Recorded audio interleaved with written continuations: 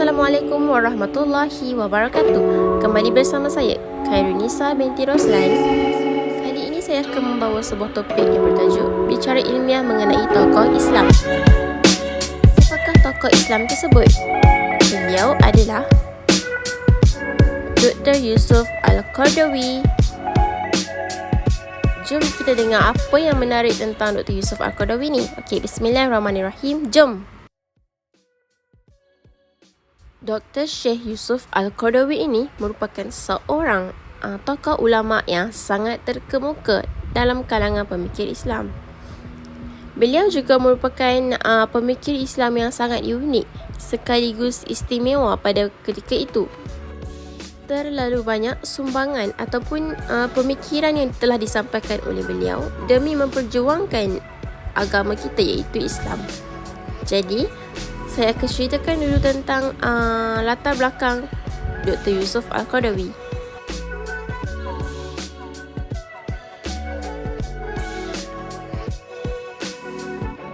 Siapakah Dr. Yusuf Al-Qaradawi? Baiklah, saya akan menerangkan mengenai latar belakang Yusuf Al-Qaradawi terlebih dahulu ya. Nama penuhnya adalah Yusuf bin Abdullah bin Ali bin Yusuf.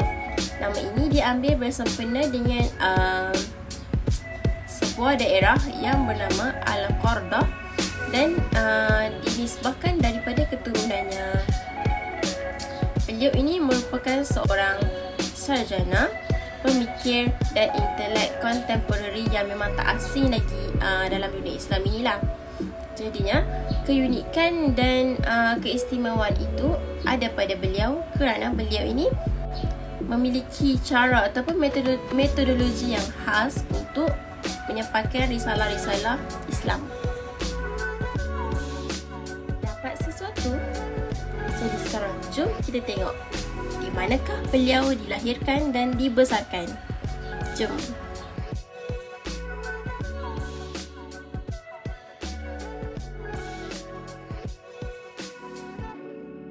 Untuk pengetahuan semua, Dr. Yusuf Al-Qaradawi ini merupakan seorang tokoh ulama yang hidup di dalam kesederhanaan, yang mana beliau ini dilahirkan ataupun dibesarkan di dalam sebuah kampung dan merupakan seorang anak kampung yang dilahirkan di desa Shafat Al-Turab, Mahala Al-Kubra di negeri Gharbiah, Mesir pada 9 September 1926.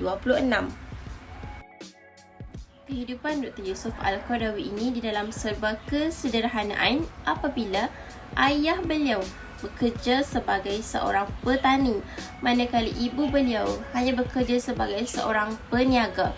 Jadi, pada umur beliau 2 tahun, beliau telah kehilangan ayahnya. Manakala apabila beliau berusia 15 tahun, beliau pula telah kehilangan ibunya. Sebelum ibunya menghembuskan nafas terakhir, ibunya sempat untuk melihat beliau menghafaz keseluruhan Al-Quran dengan lancar dan fasih sekali, Masya Allah.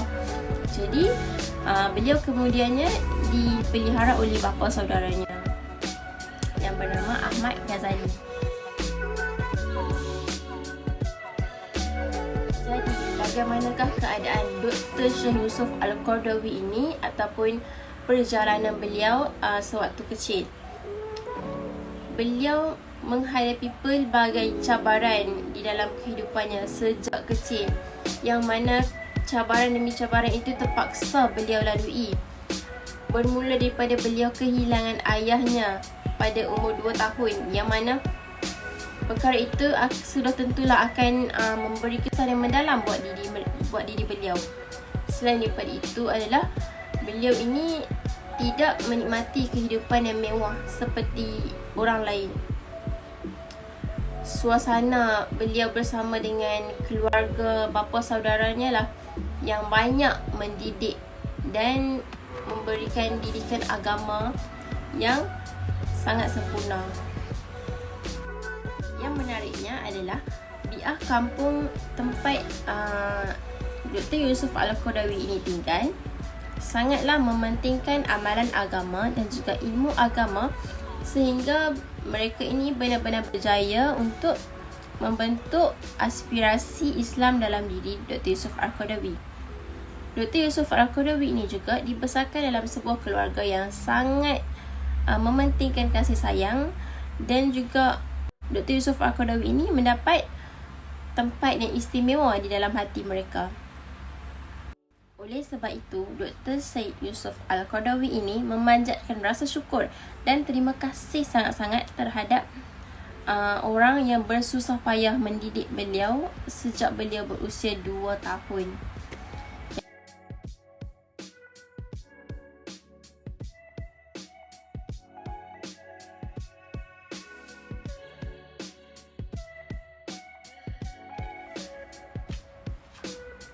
Jom kita lihat tentang pendidikan Dr. Yusuf Al-Qaradawi.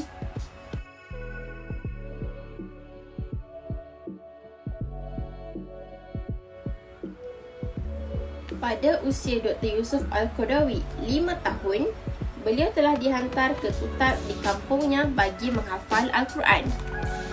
Dan apabila usianya menjangkau 7 tahun, beliau memasuki sekolah rendah Madrasah Ilzamiyah yang diuruskan oleh Kementerian Pendidikan Mesir. Di sekolah tersebut, beliau telah banyak belajar tentang kesihatan, matematik, sejarah dan lain-lain. Dr. Yusuf Al-Qaradawi ini juga dibesarkan dengan pelajaran secara formal, iaitu melalui kerajaan pada waktu pagi, dan pada waktu petang pula melalui pendidikan agama, iaitu Al-Kutab di sebelah petang. Sebagai maklumat tambahan, di kampungnya itu terdapat lagi 4 buah kutab, yang mana kutab ini wujudnya persaingan yang sihat di antara penghafal-penghafal Al-Quran. Jadinya Syekh Al-Qaradawi ini bercita-cita untuk belajar di Al-Azhar di kampungnya, seperti Syekh Ahmad Patah, Syekh Muhammad Sakar dan lain-lain lagi. Sejak kecil lagi, beliau ini menunjukkan ciri-ciri sarjana Islam, dan bakatnya itu terserlah apabila beliau ini sering dipanggil untuk menjadi imam, dan juga dijemput sebagai penceramah agama di masjid kampungnya sendiri.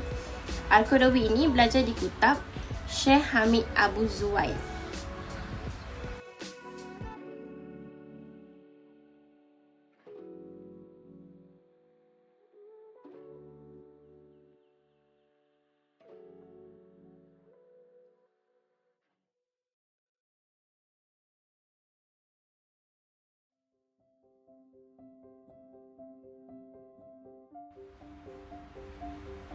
Nisa, apakah perkara yang istimewa berlaku bagi Dr. Yusuf Al-Qaradawi ya?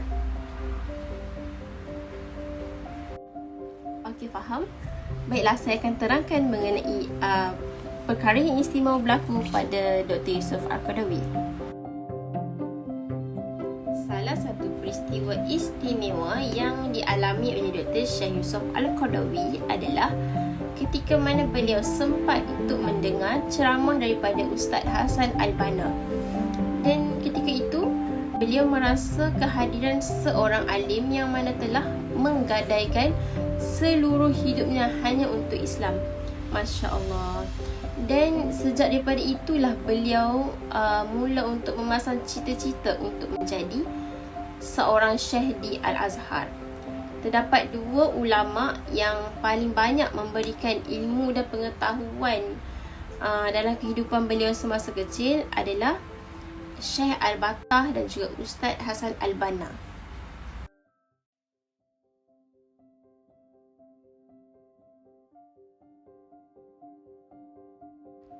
Dr. Yusuf Al-Qaradawi melanjutkan pelajaran ke Mahat Tanta selama 4 tahun. Dan kemudian beliau melanjutkan lagi pelajaran di Mahat Menengah Madrasah Thanawiyah selama 5 tahun. Mahat ini terletak di bawah penguasaan Al-Azhar. Selepas tamat Mahat Tanta, beliau melanjutkan pelajaran ke Universiti Al-Azhar. Pada tahun 1952 ataupun 1953, beliau berjaya menyelesaikan kuliah di Fakulti Usuluddin. Beliau tamat dengan menjadi pelajar terbaik daripada 180 orang mahasiswa. Dan kemudian pada tahun 1957, beliau menjambung pelajaran ke Akademi Kajian Bahasa Arab Tinggi yang dikelolakan oleh Liga Arab sehingga memperolehi Diploma Bahasa Arab dan Sastra.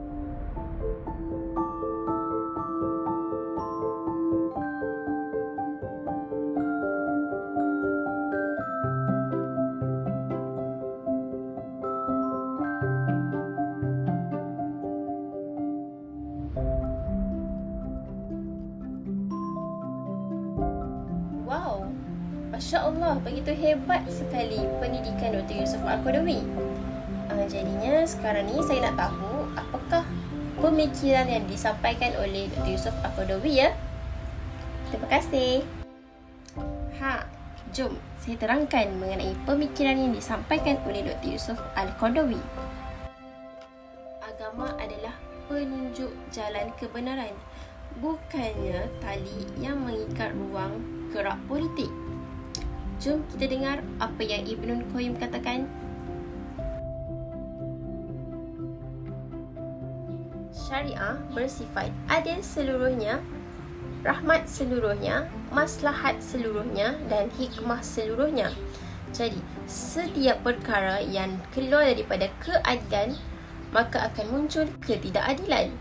Dan daripada rahmat kepada sebaliknya, dan daripada maslahah kepada mafsadah, dan daripada hikmah kepada kesia-siaan, maka itu bukanlah daripada syariah, walaupun dimasukkan dengan pelbagai macam pentakwiran. Itulah yang dikatakan oleh Ibnul Qayyim. Seringkali benar kerosakan dan kesalahan itu berpunca daripada pemahaman yang salah terhadap Al-Quran maupun hadis.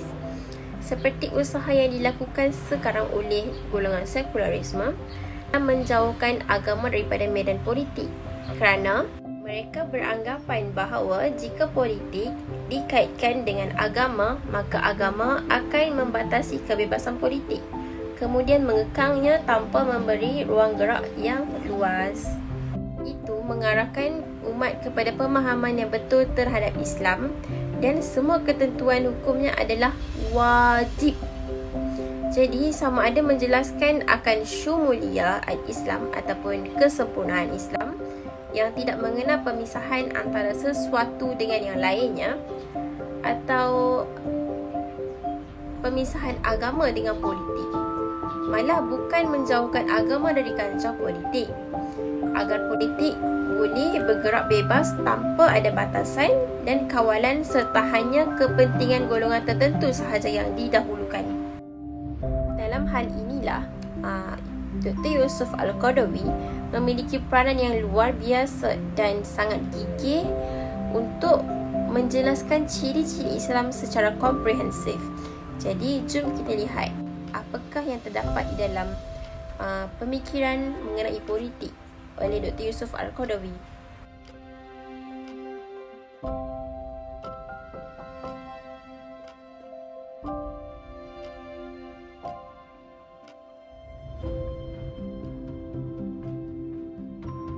Agama Islam bukanlah ajaran yang tidak mempertimbangkan akal fikiran dalam memahami nas-nas syariah.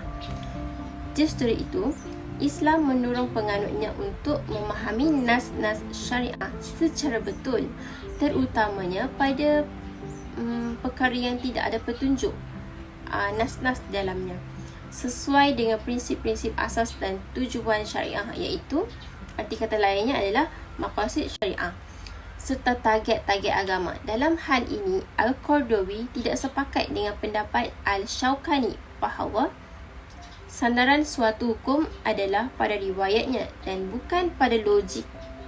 Padahal menurutnya, tidak ada fiqh tanpa pemikiran dan tidak akan memahami fiqh dengan betul jika tidak disertai dengan pemikiran yang betul.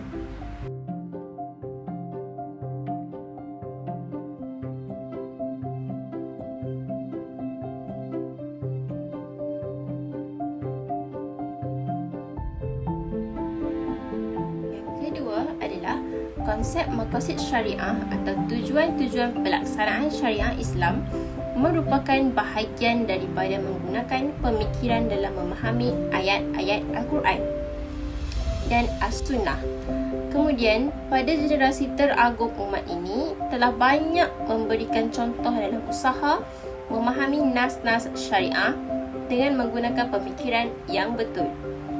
Antara bukti peranan akal pemikiran dalam nas-nas syariah ni, contohnya seperti para sahabat ketika mana memutuskan untuk melaksanakan solat asar dalam perjalanan sebelum mereka tiba di perkampungan Bani Quraizah adalah merupakan upaya pemikiran mereka dalam memahami hadis Nabi SAW.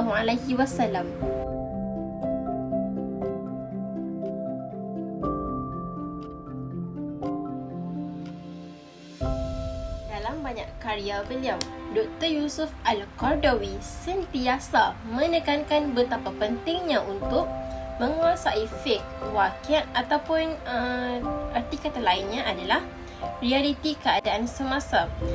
Bahkan sesuatu hukum juga boleh berubah berdasarkan kepada perubahan semasa, tempat, keadaan dan amalan setempat. Sebagai contoh, beliau membolehkan hukum untuk menghadkan pemerintahan presiden kepada hanya 2 penggal.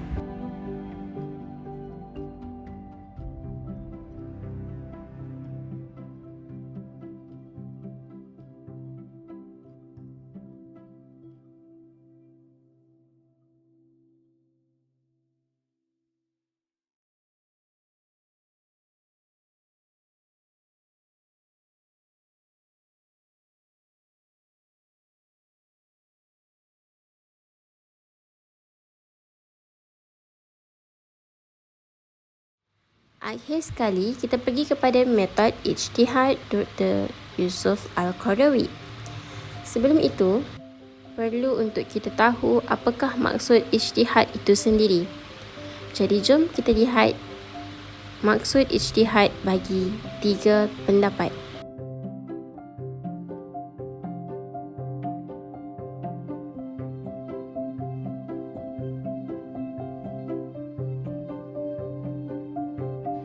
Al-Shawqani berpendapat bahawa ijtihad itu adalah mencurahkan seluruh kemampuan menemukan hukum syariat yang bersifat praktis dengan cara mengambil kesimpulan hukum. Manakala bagi Al-Amidi pula berpendapat bahawa ijtihad itu merupakan mencurahkan seluruh kemampuan untuk mencari hukum syariat yang bersifat zonni sampai dirinya tidak merasa mampu lagi untuk mencari tambahan kemampuannya tersebut. Dan terakhir sekali, Yusuf Al-Qaradawi pula berpendapat bahawa ijtihad merupakan suatu hal yang mendapat legitimasi dalam Islam. Kerana itu, peluang ulama untuk berijtihad saat ini merupakan suatu keharusan dan hukumnya adalah fardu kifayah dan digunakan dalam menentukan suatu hukum dalam konteks global dan dinamik.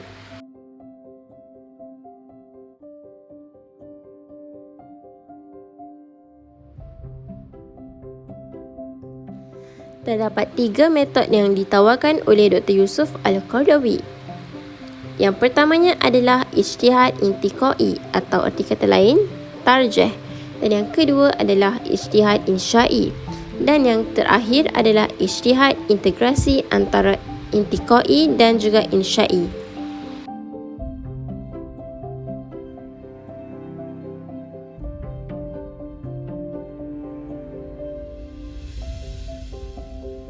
Ijtihad intiqai membawa maksud memilih salah satu dari beberapa pendapat yang terdapat dari beberapa khazanah fiqh Islam. Dalam memilih pendapat, terdapat juga kriteria yang akan digunakan untuk melakukan tarjih. Menurut Al-Qaradawi adalah yang pertama, relevan dengan kehidupan sekarang. Yang kedua, lebih mengutamakan dalam merealisasikan maksud-maksud syarak. Yang ketiga, untuk kemaslahatan manusia. Dan yang keempat adalah menolak bahaya.